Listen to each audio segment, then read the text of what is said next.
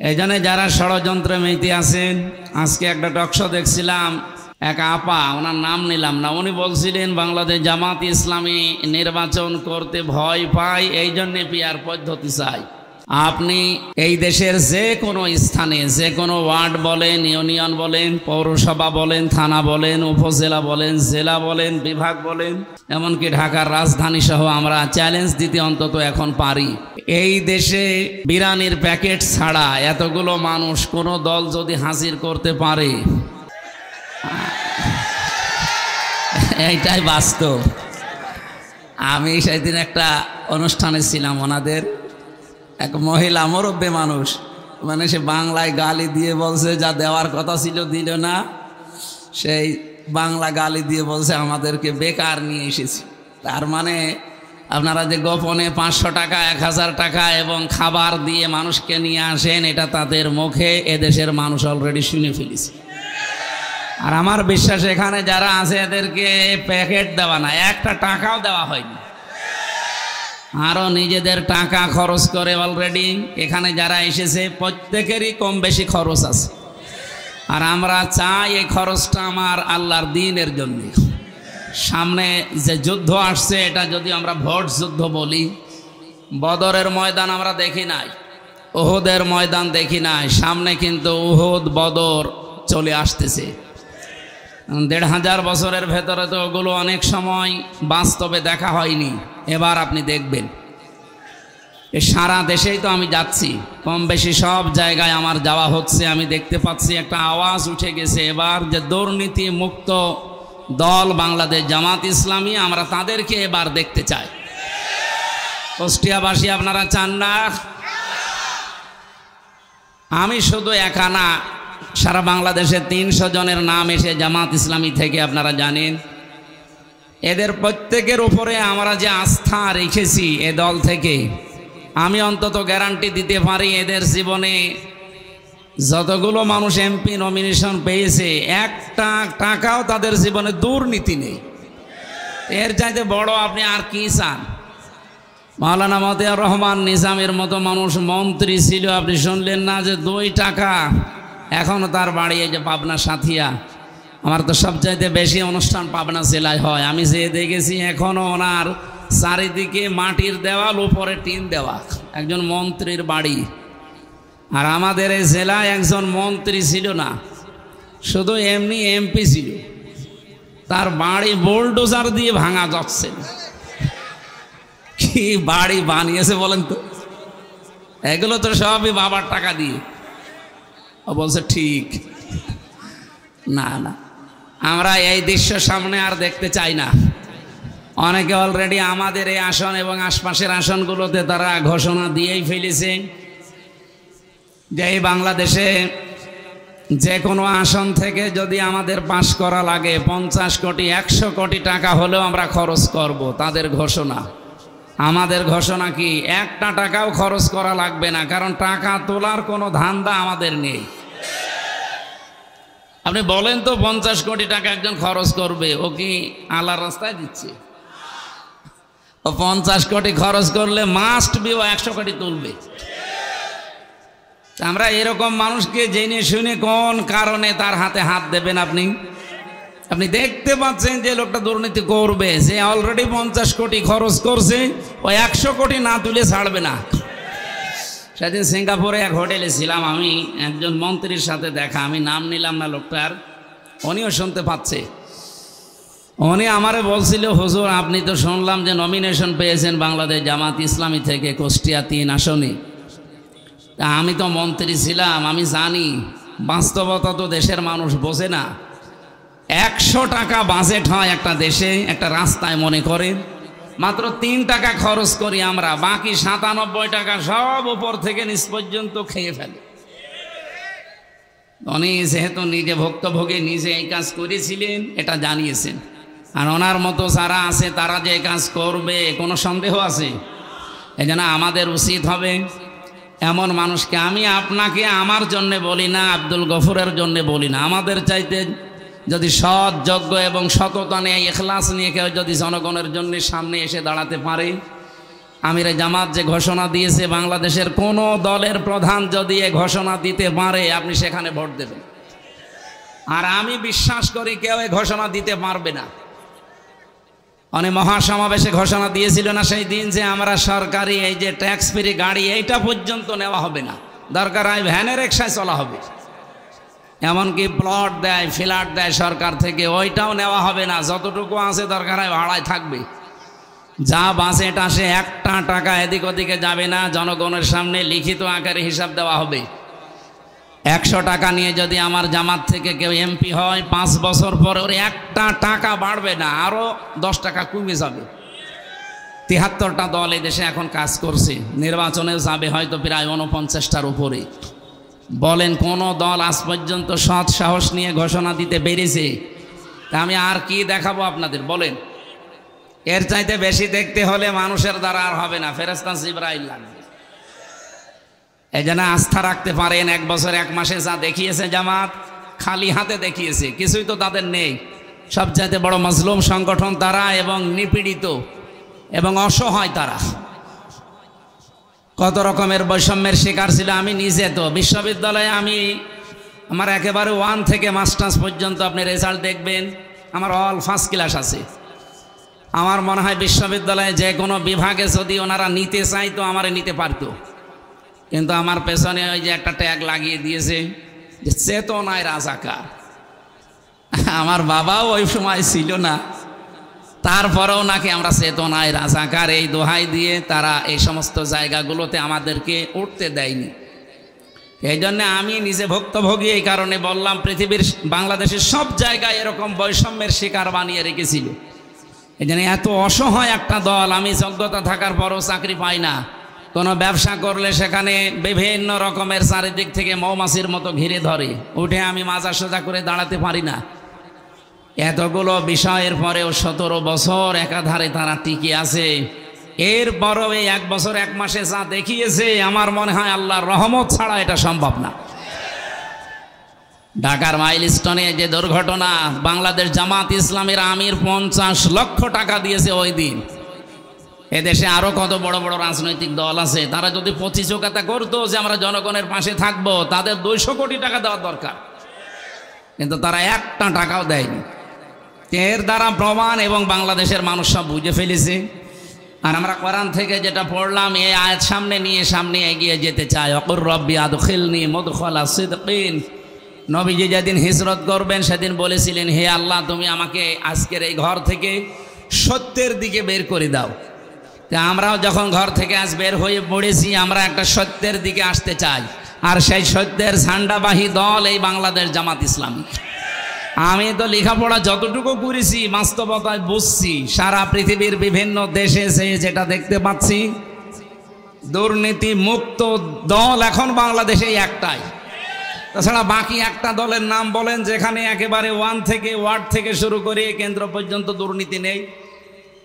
এদের ভেতরেও আছে, যদি ধরা পড়ে সঙ্গে সঙ্গে তারা একেবারে জীবনের মতো বহিষ্কার করে দেয়। এই যে যশোরের একজনকে বহিষ্কার করেছে জীবনের মতো, সাখাওয়াত। এই জন্য পৃথিবীতে চলাফেরা করে আমরা যেটা দেখতে পাচ্ছি, সেই অনুযায়ী যেহেতু কাজ করতে চাচ্ছি, আপনাদেরকে আহ্বান জানায় আসেন, এই সত্যের দিকে আমরা ঘর থেকে বের হয়েছি। এরপরে ওয়াখরাজা সিদকিন, আমাকে যদি তুমি এখান থেকে কোনো জায়গায় পৌঁছিয়ে দাও, নিরাপদে পৌঁছিয়ে দিও। নবীজিকে আল্লাহ পৌঁছিয়ে দেননি। 3 নম্বরে ওয়াজআলনি মিল্লাদুনকা সুলতানান নাসীরা, এমন একটা রাষ্ট্র ক্ষমতা তুমি আমাকে দাও যার ভেতরে তোমার সাহায্য থাকে। এই জন্য রাষ্ট্রীয় ক্ষমতা দরকার, আল্লাহর বিধানগুলো মানুষকে পরিপালন করতে হলে। সেই উদ্দেশ্য নিয়ে বাংলাদেশ জামাত ইসলামী কাজ করছে, আর আমিও ওই উদ্দেশ্য নিয়ে এই রাস্তায় এসেছি। আল্লাহর কসম, আমরা যে রাস্তায় ছিলাম, অবিখা কাবিখা একটা আছে না, কাজের বিনিময়ে খাদ্য, আর আমাদেরটা ছিল অবিখা, ওয়াজ করে খা। তা তো ভালোই ছিলাম। এ রাস্তায় এসেছি শুধুমাত্র এবাদত মনে করি, কারণ আমি কোরআন পড়ে এটাই বুঝতে পারলাম এখন যে রাষ্ট্রীয়ভাবে দিন কায়েম হওয়া ছাড়া আল্লাহর দরবারে মমিন হওয়া সম্ভব না। আমার কাছে বিভিন্ন সাংবাদিকরা আসতেছে বিভিন্ন সময়, এমনকি কয়েকদিন আগে এক হিন্দু এসেছিল, অনেক ধনী মানুষ, কুষ্টিয়াতে। উনি এসে একটা কথা ওনার খুব ভালো লেগেছে, এই জন্য রাত 11টার সময় এসেছে আমার বাড়িতে। আমি মনে করলাম যে মুসলমান হওয়ার জন্য এসেছি। না, মুসলমান হওয়ার জন্য না। একটা ভিডিও দেখালো আমারে, ও যে হুজুর আপনি ঘোষণা দিয়েছেন যে 100 টাকা নিয়ে এমপি হলে আপনার 100 টাকায় থাকবে, বাড়বে না। এ ঘোষণা তো এদেশে আর কেউ দিতে পারে না, আপনাকে আমি দেখতে আসলাম। তা কুষ্টিয়াবাসীর জন্য কি কি করবেন এরকম প্রশ্ন আসে। আমাদের সবচাইতে বড় উদ্দেশ্য, এই দেশে কর্মসংস্থানের বড় অভাব। এখান থেকে চলে যাচ্ছে মালয়েশিয়া, সিঙ্গাপুরে। কি করে আমরা তো সে দেখি, রাস্তা ঝাড়ু দেয়, হোটেলে কাজ করে, থালা বাসন ধোয়। ওই রাজ্যে উন্নত এবং মানসম্মত কাজ যদি দেশে ব্যবস্থা করে দেওয়া যায়, ওই 30-35 হাজার টাকার জন্য 7.5 লাখ 8 লাখ টাকা খরচ করে মালয়েশিয়া যাওয়ার দরকার আছে?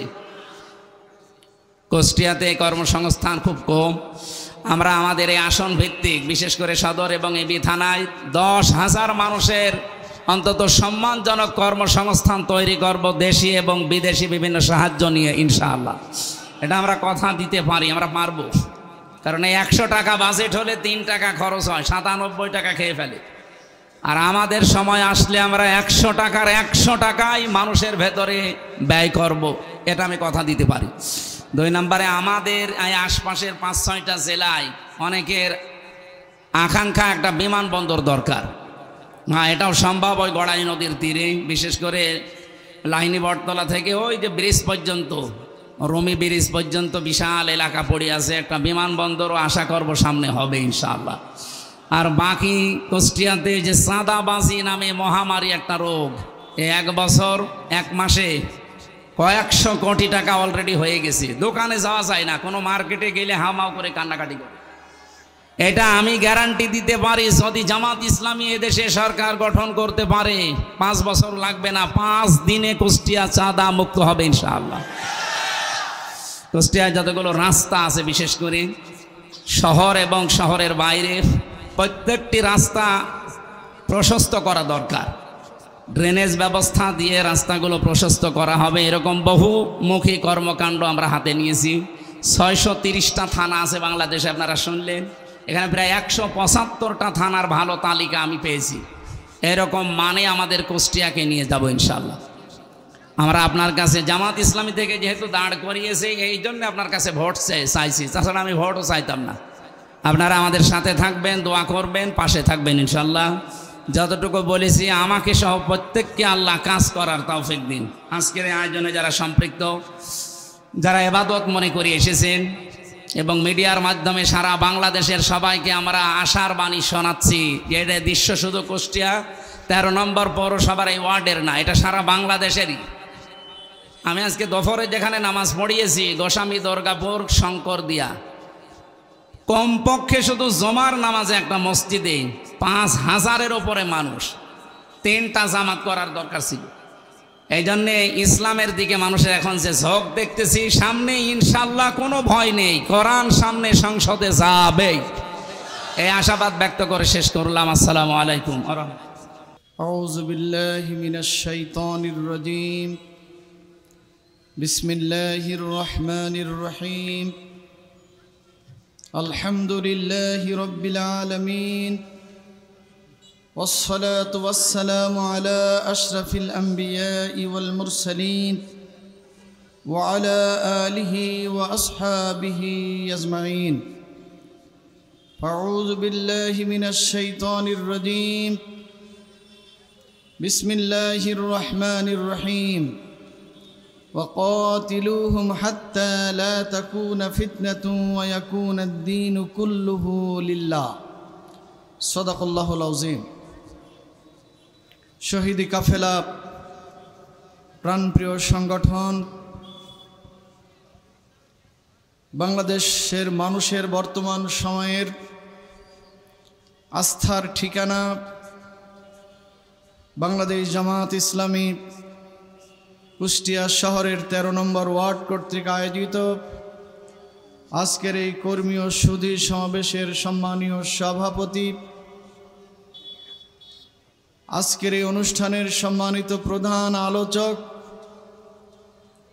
বিশিষ্ট আলেমে দ্বীন,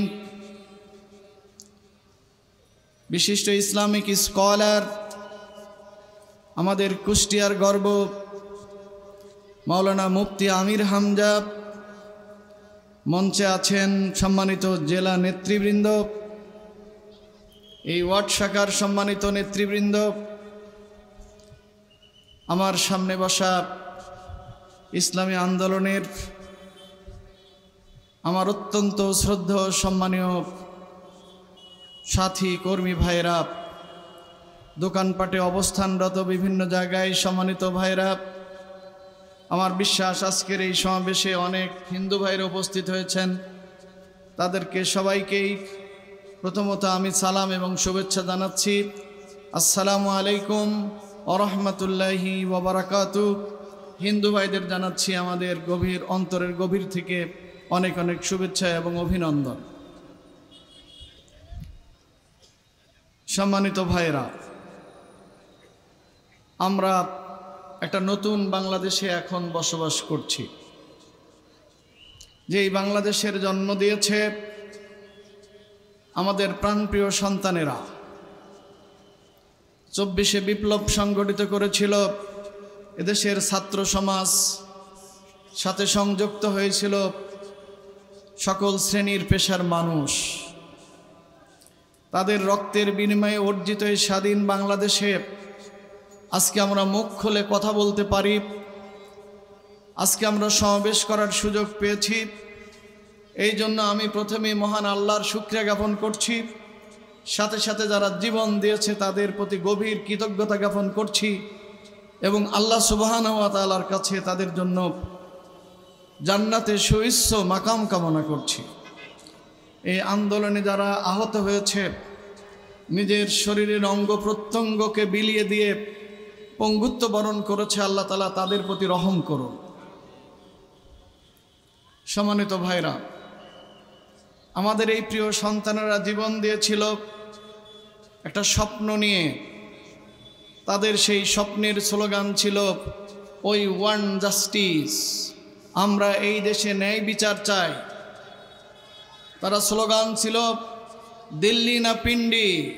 তারা বলেছিল দিল্লি না বাংলাদেশ, ঢাকা না দিল্লি, ঢাকা না দিল্লি। আমরা উত্তর দিয়েছিলাম ঢাকা ঢাকা। তারা স্লোগান তুলেছিল আমি কে তুমি কে, রাজাকার রাজাকার। এই সকল স্লোগানগুলোর মধ্যেই তাদের স্বপ্নের বাংলাদেশ লুকিয়েছিল। তার একটি ছিল এদেশে ইনসাফ কায়েম করতে হবে, সকল বেইনসাফি দূর করতে হবে, এটা চাকরি থেকে শুরু করে সকল জায়গায়। তাদের স্লোগানের আরেকটি বক্তব্য ছিল আমরা ওই দিল্লির আধিপত্যবাদকে মেনে নিতে পারি না, আমরা বাংলাদেশের মানুষ, আমাদের মতো করে আমরা দেশ পরিচালনা করব, কোনো আধিপত্যবাদী শক্তি এদেশে আমরা আর বরদাস্ত করব না। তাদের স্বপ্ন ছিল সম্মানিত ভাইরা, এই দেশটি হবে একটি বৈষম্যহীন বাংলাদেশ, যেখানে কোনো বৈষম্য থাকবে না। মানুষ হিসাবে, এদেশের নাগরিক হিসাবে হিন্দু, মুসলিম, বৌদ্ধ, খ্রিস্টান দেশের সকল অধিকার সমান ভাগে ভোগ করবে, এটি হবে তাদের স্লোগান ছিল। প্রিয় ভাইরা, সেই স্লোগানের ফলেই এই বাংলাদেশ প্রতিষ্ঠিত হয়েছে। আমি আপনাদেরকে জিজ্ঞাসা করতে চাই, যারা এই স্লোগান দিয়ে জীবন দিয়ে বাংলাদেশ দিয়ে গেল, তাদের এই স্লোগানের ভাষাগুলো, তাদের স্বপ্নগুলো বাস্তবায়নের দায়িত্ব আমরা এখন যারা বাংলাদেশে আছি আমাদের উপরে দায়িত্ব আছে কিনা?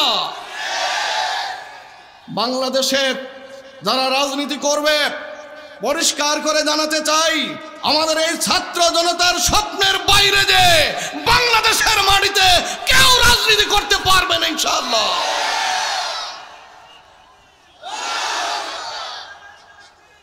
আমরা পরিষ্কার জানাতে চাই, বাংলাদেশে কোনো বৈষম্য রাখা হবে না ইনশাআল্লাহ। আমরা পরিষ্কার জানাতে চাই, বাংলাদেশে আর কোনো চাঁদাবাজি রাখা হবে না ইনশাআল্লাহ।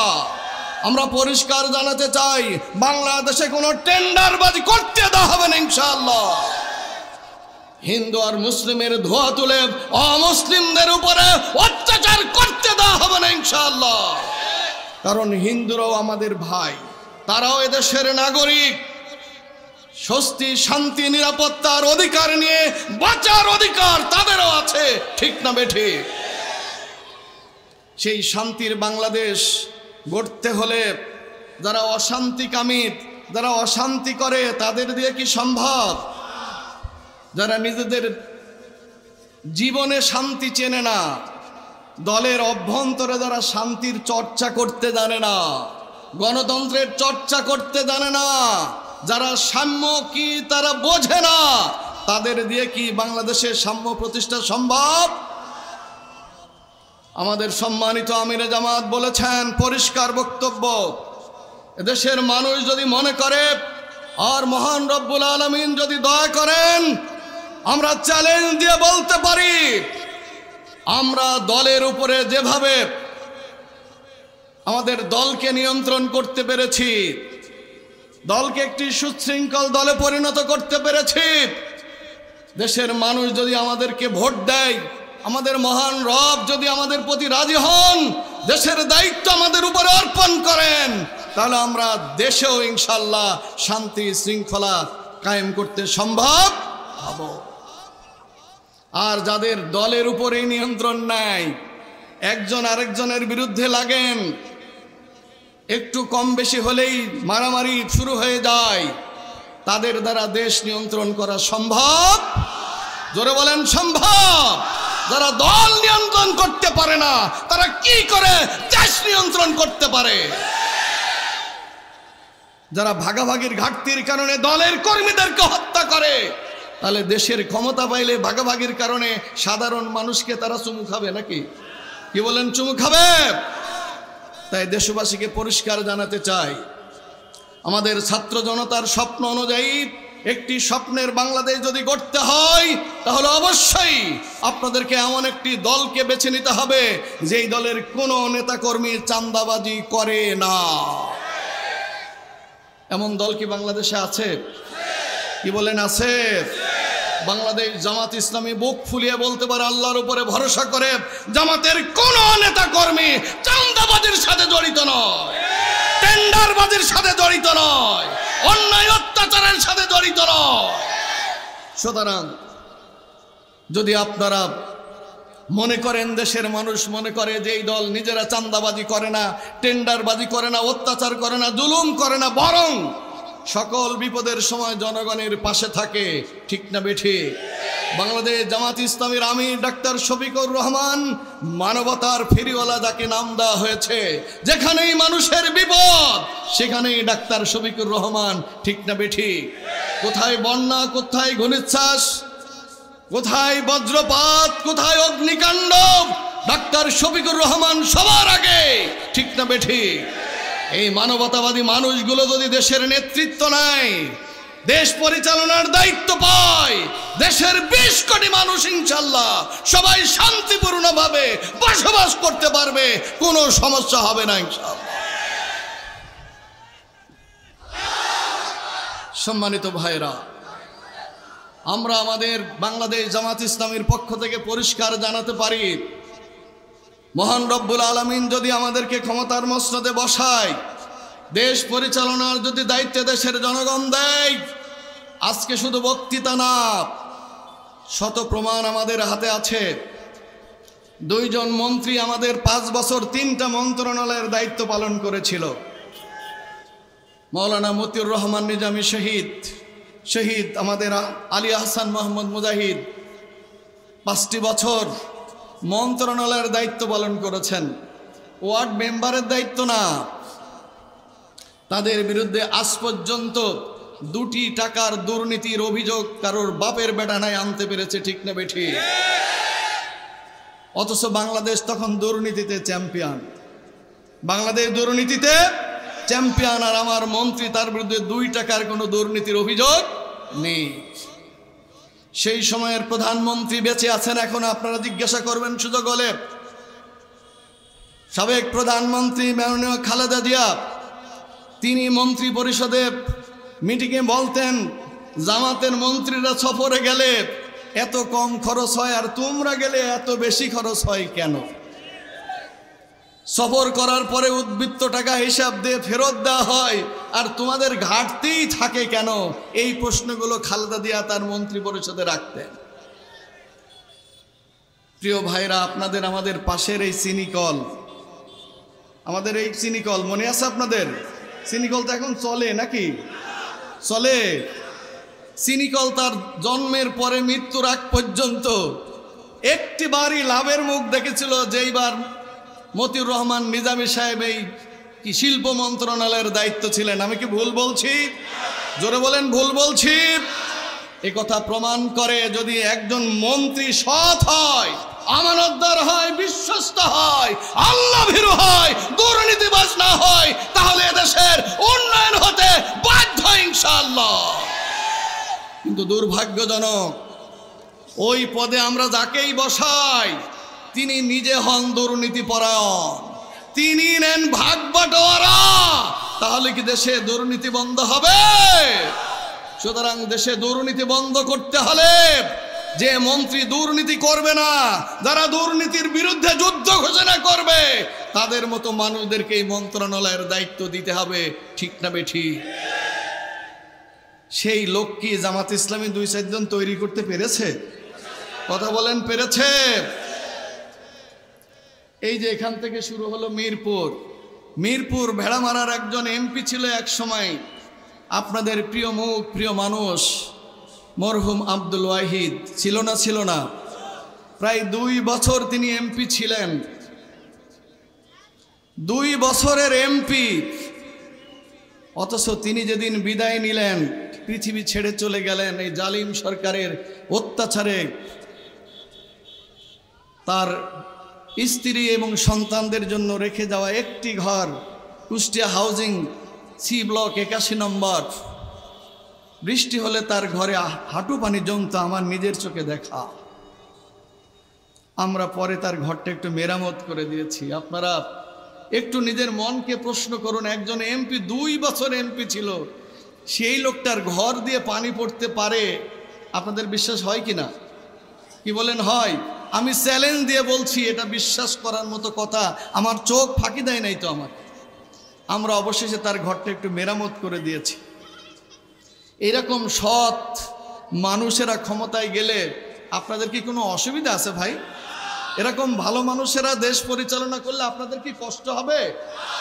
তাই আপনাদের কাছে বিনয়ের সাথে অনুরোধ রাখতে চাই, আপনারা তো 71 থেকে এ পর্যন্ত কত সরকার দেখলেন, কত দলকে দায়িত্ব দিলেন দেশ পরিচালনার, কত মন্ত্রী আর এমপি আপনার চোখের সামনে দিয়ে আসলো গেল, কিন্তু আপনার আর আমার দেশের মানুষের আসলে সত্যিকার অর্থে কোনো পরিবর্তন হয়নি। তাই যদি আমরা সত্যি পরিবর্তন চাই, আমাদের মুক্তি চাই, হিন্দু, মুসলিম, বৌদ্ধ, খ্রিস্টান সবাই যদি তাদের অধিকার চায়, তাহলে অবশ্যই এই ধরনের আল্লাহওয়ালা, খোদাভীরু মুফতি আমির হামজার মতো মানুষদেরকে সংসদে পাঠাতে হবে। আপনারা কি রাজি আছেন? আমি আল্লাহর উপরে ভরসা করে বলতে পারি, আপনাদেরকে সাক্ষী রেখে, আমির হামজাকে যদি আপনারা সংসদে পাঠান, তার পক্ষে কি দুর্নীতি করা সম্ভব? জোরে বলেন, সম্ভব। যদিও সে কোনো উল্টাপাল্টা করতে যায়, তার পিছনে যে দল আছে 24 ঘন্টায় তারে সোজা করে দেওয়ার ক্ষমতা দল রাখে না? রাখে না? বাংলাদেশ জামাত ইসলামী একমাত্র দল, দলের অভ্যন্তরে শৃঙ্খলা ভঙ্গ করে, এই দলের যত বড় ওমরা চুমরাই হোক, দলে তার কোনো ঠাঁই নেই। এরকম অতীত বহুত রেকর্ড আছে। ঠিক না বেঠি? সুতরাং আমরাও সাথে আছি। তাই আল্লাহর উপরে ভরসা করে বলতে পারি, দেশের মানুষ আপনারা যদি সিদ্ধান্ত নেন, শুধু আমির হামজা নয়, এই মিরপুর ভেড়ামারায় আব্দুল গফুর নাম শুনেছেন আপনারা? এই মানুষটি তার সারাটা জীবনই জনগণের সেবা করতে করতে গেছে। তিনি প্রথম 3 টার্ম পর ওয়ার্ডের মেম্বার ছিলেন, পর 3 টার্ম ইউনিয়নের চেয়ারম্যান ছিলেন, তৃতীয়বার ইউনিয়নের চেয়ারম্যান থেকে পদত্যাগ করে উপজেলা নির্বাচন করেছিলেন, আল্লাহ তাকে বিজয় দান করেছিলেন। 1 টার্ম উপজেলা চেয়ারম্যান, দ্বিতীয় টার্মে তিনি উপজেলা চেয়ারম্যানের নির্বাচিত হবেন। আমাদের সকল ধরনের বিশ্বাস ছিল, ভোটের দিন কারচুপির মাধ্যমে জবরদখল করে ভোট কেন্দ্র দখল করে নিয়ে ওই কামারুল আরেফিন সাহেব তার লোকদেরকে দিয়ে ভোট দখল করে সেদিন আব্দুল গফুরের চেয়ারম্যানশিপ তারা কেড়ে নিয়েছিল। আপনারা তার বাড়িতে যান, নিমতলায় তার বাড়ি, আমি গল্প করব না, যাই দেখেন। তার বাপের যথেষ্ট পৈতৃক সম্পত্তি ছিল, সেই সূত্রে তিনিও অনেক জমির মালিক ছিলেন। আমার ছোটকালে যখন আমি খুব সম্ভব ক্লাস 10 অথবা আলিমে পড়ি, তখন জমি বিক্রি করে একতলা 4 রুমের সম্ভবত একটা বাড়ি তিনি করেছিলেন। আজকে তিনি সেই বাড়িটাতে কয়েকদিন আগে গেলাম, রং করা খুবই প্রয়োজন বাড়িটাতে। উনি একজন এমপি প্রার্থী, বাড়িতে রং করা দেখলাম না, তার মানে রং করার মতো যোগ্যতা অ্যাবিলিটি তার আপাতত নাই। আপনারা মনে করছেন আমি গল্প শোনাচ্ছি না, আমি আবারও চ্যালেঞ্জ করে বলছি, যান নিমতলে যান, দেখে আসবেন। আপনাদেরকে বোঝাতে চাচ্ছি জামাত এমন নেতাই তৈরি করে যারা জনগণের জন্য কাজ করে, নিজের জন্যে না, যারা দুর্নীতি করতে পারে না। তাই বাংলাদেশ জামাত ইসলামীর পক্ষ থেকে আপনাদের কাছে আমরা আহ্বান জানাতে চাই, আসুন দল মত নির্বিশেষে, ধর্ম বর্ণ জাতি নির্বিশেষে, আমার কুমার তাঁতি জেলে শ্রমিক ঠেলাগাড়িওয়ালা ভ্যানওয়ালা রিক্সাওয়ালা এদেশের সকল মানুষ আমরা ঐক্য করি, জামাত ইসলামীকে আমরা ক্ষমতায় পাঠাতে চাই ইনশাআল্লাহ। যদি সম্ভব হয় ইনশাআল্লাহ আগামীর বাংলাদেশ হবে সোনার বাংলাদেশ, আগামীর বাংলাদেশ হবে মানবতার বাংলাদেশ, আগামীর বাংলাদেশ হবে মানবিক বাংলাদেশ, আগামী বাংলাদেশ হবে বৈষম্যহীন একটি সুন্দর বাংলাদেশ। সেই সুন্দর বাংলাদেশ বিনির্মাণে আপনারা কি আমাদেরকে সহযোগিতা করতে চান? কারা কারা আমাদেরকে সহযোগিতা করবেন ইনশাআল্লাহ? আল্লাহ তাআলা আপনাদেরকে কবুল করুন। সম্মানিত ভাইরা, শেষ কথাটি বলতে চাই, কুষ্টিয়ায় 4টি আসন দেশের মানুষ যেমন ভাবছে, কুষ্টিয়াবাসীও ভাবছে আলহামদুলিল্লাহ, আগামী দিনে জামাত ইসলামীকেই দেখতে হবে। সব দল দেখা শেষ, এইবার দেখতে হবে কোন দলকে? জামাত ইসলামীকে। কিন্তু আপনারা বেশি সৌভাগ্যবান যে আপনাদের এমপি প্রার্থী, তাকে পরিচয় করিয়ে দেওয়া লাগে না, তিনি তার নিজের গুণেই গোটা পৃথিবীতে এখন পরিচিত, ঠিক না বেঠি? এক নামে যারা জানে, মুফতি আমির হামজা, যার সাথে একটু হাত মেলানোর জন্য ঘন্টার পরে ঘন্টা মানুষ দাঁড়িয়ে থাকে, ঠিক না বেঠিক? একটু আগে যখন মঞ্চে আসতেছিলাম, এই যে ইউটিউবার এবং সাংবাদিক ভাইরা খেয়াল করেছেন, আমি জেলা আমির আগে আগে, এটা কিন্তু আমার আফসোসের কথা না, আপনারা অন্যভাবে নিয়েন না, আমি তার মর্যাদার কথা বলছি। আমারে তারা চোখেই দেখলো না আমি আসতেছি, কিন্তু আমি লক্ষ্য করলাম আমির হামজা ওই যে সিঁড়ি দিয়ে নামতেছে, ওইদিকে ক্যামেরা ফিট। তার মানে কি? তার গুরুত্ব আমার চেয়ে জাতির কাছে অনেক, ঠিক না বেঠিক? তার মর্যাদা আল্লাহ তাআলা দিয়েছেন, আপনি আমি হিংসা করে তার মর্যাদা কমাতে পারবো? যে আল্লাহ তাআলা তাকে মর্যাদা দিয়েছেন, কুষ্টিয়াবাসী কি তার মর্যাদা রাখতে পারবে? কুষ্টিয়াবাসী কি তার মর্যাদা রাখতে পারবে ইনশাআল্লাহ? তাই আর বসে থাকা নয়। আমির হামজা পরিচিত আছে ঠিকই, কিন্তু আমির হামজার জন্য ঘরে ঘরে যে মা বোনদের কাছে, ভাইদের কাছে আপনারা কি ভোটের কথাটা বলতে পারবেন একটু? যে আমরা আমির হামজাকে দাঁড় করাইছি, তোমরা ভোটটা দাও, বলতে পারবেন ইনশাআল্লাহ? সুতরাং শুরু হয়ে যাক আজ থেকে আমির হামজার পক্ষে আমাদের ভোট প্রার্থনা, যাতে করে দেশের মানুষ আমির হামজাকে নির্বাচিত করে জাতীয় সংসদে পাঠাতে পারে। আমাদের শহর আমির বলেছে, আমাদের প্রিয় নেতা, গোটা পৃথিবীর মানুষের হৃদয়ের স্পন্দন, কোরআনের পাখি আল্লামা সাইদি যে এই সংসদে দাঁড়িয়ে কথা বলতেন কোরআনের কথাগুলো, তাকে বিদায় করে দেওয়া হয়েছে। আমরা মনে করি তার ওই শূন্য স্থানে আমির হামজাকে পাঠিয়ে গোটা দেশই নয়, গোটা পৃথিবীকে আমরা সংসদ থেকে আল্লাহর কোরআনের কথা শোনাতে চাই। আল্লাহ রাব্বুল আলামিন আমাদেরকে সে তৌফিক দান করুন। পরিশেষে আজকের এই সমাবেশ যারা আয়োজন করেছেন অনেক কষ্ট করে, তাদেরকে অনেক অনেক ধন্যবাদ এবং মোবারকবাদ জ্ঞাপন করছি। আপনারা যারা দূর দূরান্ত থেকে কষ্ট করে এসেছেন, বসার জায়গা পাননি, দাঁড়িয়ে আছেন আশেপাশে, আমাদের মা বোনেরাও পর্যন্ত আছেন, তাদেরকে অনেক অনেক ধন্যবাদ জানাচ্ছি। ধন্যবাদ জানাচ্ছি বারখাদাবাসীকে এবং প্রত্যাশা করছি আপনাদের এই স্বতঃস্ফূর্ত উপস্থিতি আগামী দিনের বাংলাদেশ, ইসলামের বাংলাদেশ, এই প্রতিচ্ছবি দেখতে পাচ্ছি। আল্লাহ তাআলা আমাদের সবার প্রচেষ্টা কবুল করুন, আমিন। ওমা তৌফিক ইল্লা বিল্লাহ ওমা আলাইনা ইল্লাল বালাগ। আসসালামু আলাইকুম ওয়া রাহমাতুল্লাহি ওয়া বারাকাতুহু। আজকের সমাবেশের সম্মানিত প্রধান বক্তা, বিশ্ব বরেণ্য আলেমে দ্বীন মুফতি মাওলানা আমির হামজা, উপস্থিত আছেন জেলা শাখার অন্যান্য নেতৃবৃন্দ, শহর শাখা নেতৃবৃন্দ, স্থানীয় নেতৃবৃন্দ, সম্মানিত কর্মী, সম্মানিত উপস্থিতি, সবাইকে জানাই সালাম, আসসালামু আলাইকুম ওয়া রাহমাতুল্লাহ। আপনারা সবাই কেমন আছেন? আলহামদুলিল্লাহ। সেই মহান রবের দরবারে শুকরিয়া আদায় করি, যিনি আমাদেরকে ভালো রেখেছেন, সুস্থ রেখেছেন এবং আজকের এই আয়োজনের সাথে আমাদেরকে অংশগ্রহণ করার সুযোগ দিয়েছেন। সম্মানিত উপস্থিতি, নেতৃবৃন্দ আছেন, নেতৃবৃন্দ কথা বলবেন। আমি সংক্ষিপ্তভাবে যে কথাটি বলতে চাই, দীর্ঘ 16 বছর এই বাংলাদেশের উপরে যে জুলুমের রাজত্ব কায়েম করা হয়েছিল, আমরা এই জুলুমের রাজত্ব বাংলাদেশে আর দেখতে চাই না। 16 বছর এদেশের মুসলমানদের উপর, এদেশের জনগণের উপর যেভাবে জুলুম করা হয়েছিল, তাদের উপরে যেভাবে নির্যাতন করা হয়েছিল, আমরা এই জুলুমের দিকে আর ফিরে যেতে চাই না। আমরা এই ফ্যাসিস্টদের দ্বারা 15 বছর এদেশে কয়েকটি গণহত্যা হয়েছে, আমরা এই প্রত্যেকটি গণহত্যার বিচার এই বাংলাদেশে দেখতে চাই এবং সেই গণহত্যার বিচার নির্বাচনের আগেই আমরা দৃশ্যমান দেখতে চাই। কারণ যদি নির্বাচন হয়ে যায়, যদি আবার কোনো ফ্যাসিস্ট যদি আবার ক্ষমতায় আসে, তাহলে এই ফ্যাসিস্টদের বিচার এই বাংলার জমিনে নাও হতে পারে, আমরা সেই সম্ভাবনা দেখছি।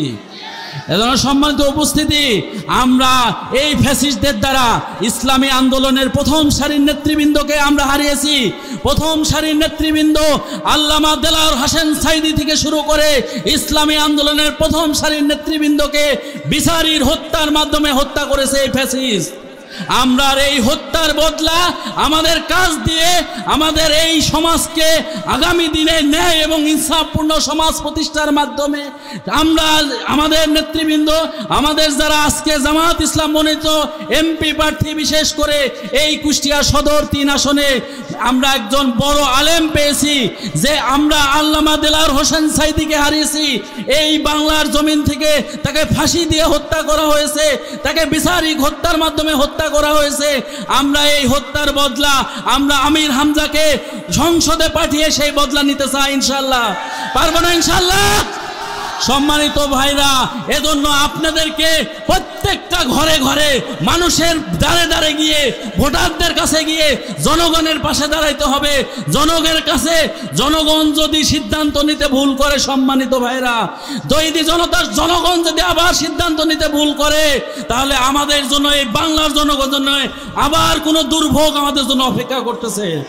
এই জন্য জনগণকে বুঝাইতে হবে যে তারা যদি আবার কোনো ফ্যাসিস্টকে পক্ষে রায় দেয়, তাহলে এর দায়ভার প্রত্যেকটি জনগণকে নিতে হবে।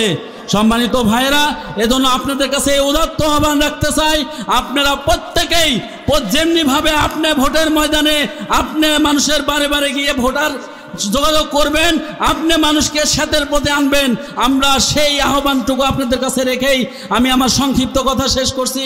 আসসালামু আলাইকুম ওয়া রাহমাতুল্লাহি ওয়া বারাকাতুহু। সম্মানিত এলাকাবাসী, আজকের এই গণজমারি প্রমাণ করে বাংলাদেশ জামাত ইসলামীর জনপ্রিয়তা। দীর্ঘ 16 বছর নির্যাতনের পরেও এই গণজোয়ার থেকে আমরা নতুন ফ্যাসিস্টদের বলতে চাই, দেখুন জামাত ইসলামের জনপ্রিয়তা। সম্মানিত এলাকাবাসী, এই পর্যায়ে আমাদের